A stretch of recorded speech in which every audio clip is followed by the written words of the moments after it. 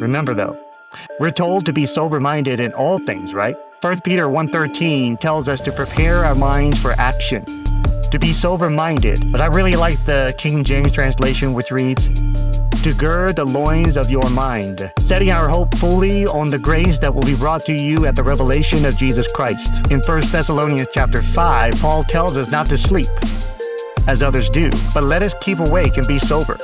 For those who sleep, sleep at night, and those who get drunk are drunk at night. But since we belong to the day, let us be sober, having put on the breastplate of faith and love, and for a helmet of hope of salvation. The church at Sardis, like Pergamum and Thyatira, was not sober-minded and had become complacent in the practice of their theology as handed to them by the apostles. Also like Pergamum and Thyatira, the membership of the church at Sardis was a mixture of both wheat and tares, wheat and the weeds.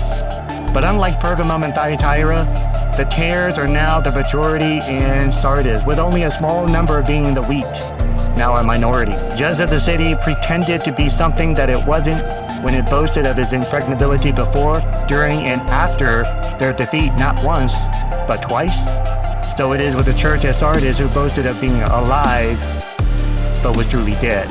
He who holds, or has, the seven spirits of God now stands to judge the church at Sardis, who claims to be full of life, but in reality is full of dead men's bones. The church at Sardis is traditionally known as the dead church, and for good reasons. This might be the reason why Jesus uses the epithet of having the seven spirits of God, or being the center of the Holy Spirit, to be more precisely, against the backdrop of a dead church.